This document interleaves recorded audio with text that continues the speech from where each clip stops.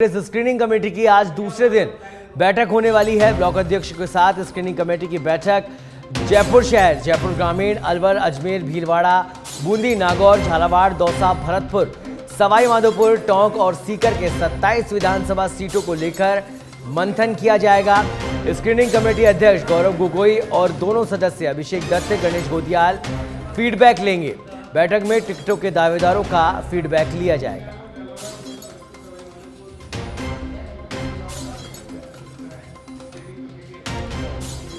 तो जयपुर शहर, जयपुर ग्रामीण, अलवर, अजमेर, भीलवाड़ा, बूंदी, नागौर, झालावाड़, दौसा, भरतपुर, सवाई माधोपुर, टोंक और सीकर के 27 विधानसभा सीटों पर फीडबैक लिया जाएगा। स्क्रीनिंग कमेटी के अध्यक्ष सहित दोनों सदस्य अभिषेक दत्त और गणेश गोदियाल फीडबैक लेंगे।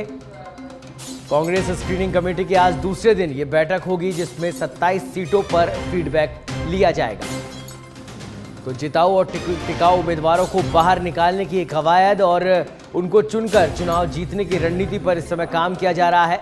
स्क्रीनिंग कमेटी के अध्यक्ष गौरव गोगोई और दोनों सदस्य अभिषेक दत्त, गणेश गोदियाल फीडबैक लेंगे। बैठक में टिकटों के दावेदारों का फीडबैक लिया जाएगा।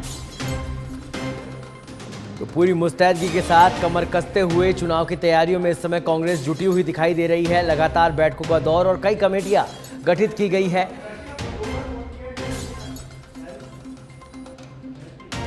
और इस खबर पर अधिक जानकारी के लिए हमारे साथ सीधे लाइव जुड़ चुके हैं हमारे संवाददाता लोकेश ओला।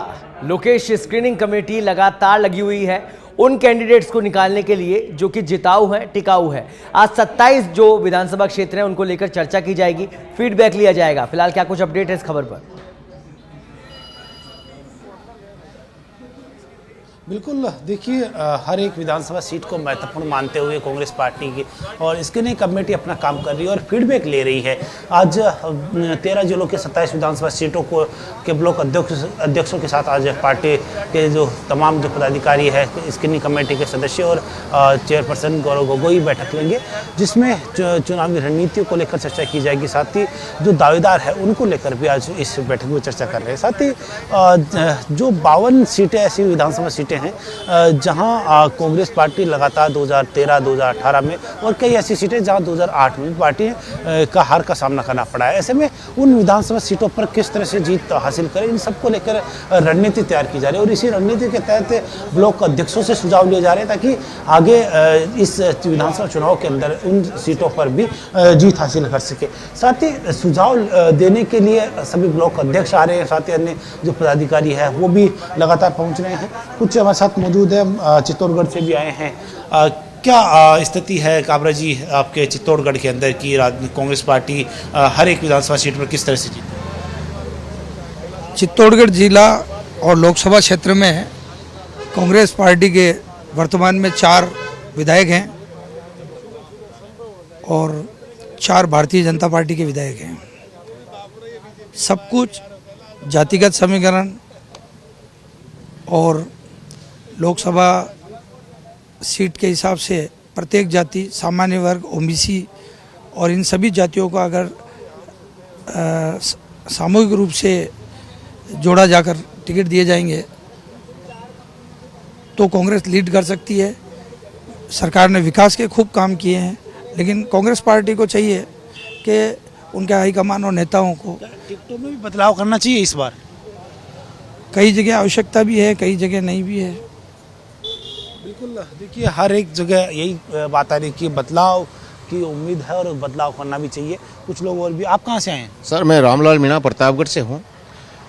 लोकसभा क्षेत्र चित्तौड़ से ही है और हमारे वहाँ रिजर्वेशन है, एसटी जो मीणाओं का सीट है। तो हमारे वहाँ जो अभी वर्तमान में एमएलए है जो मेरे नाम का ही है, रामलाल मीणा, जबकि वो बीजेपी से राजपा में और राजपा से कांग्रेस में एआईसीसी से मेरे को दिया था सिंबल रामलाल मीणा साकतली को, और गुटबाजी के शिकार की वजह से रामलाल मीणा उस चोटी वाले को सिंबल दे दिया।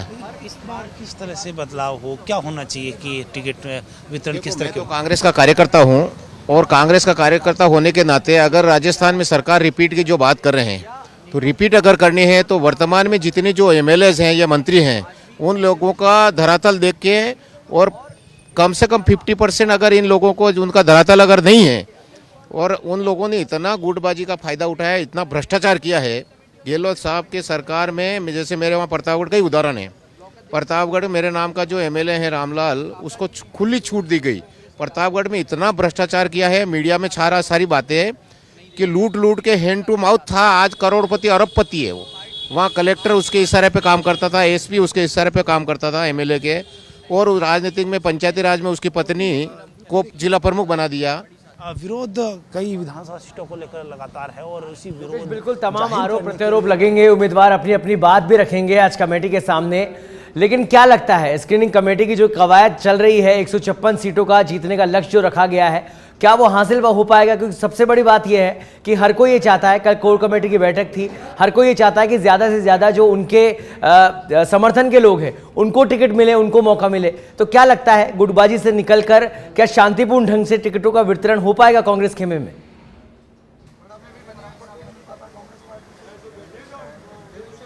देखिए, बिल्कुल जो चाहे गुटबाजी की बात हो, गुटबाजी को खत्म करने की कोशिश लगातार की जा रही है। और वजह यही है कि कल भी जिस तरह से जो कमेटी, कोर कमेटी की बैठक हुई, जिसमें उन तमाम जो सदस्य, चाहे मुख्यमंत्री अशोक गहलोत हो, पीसीसी अध्यक्ष गोविंद सिंह डोटासरा हो, रंधा हो, या फिर सचिन पायलट, सीपी जोशी, तमाम सदस्य वो बैठक में मौजूद रहे और एक साथ जो खुशनुमा माहौल के अंदर जो चर्चा हुई है उसको लेकर भी, और साथ साथ जो वेणुगोपाल ने भी निर्देश दिया कि सब एक साथ समन्वय के साथ में काम करें। और यही देखने को मिल रहा है कि समन्वय के साथ में कांग्रेस पार्टी एक बार फिर से जो काम करती हुई नजर आ रही है।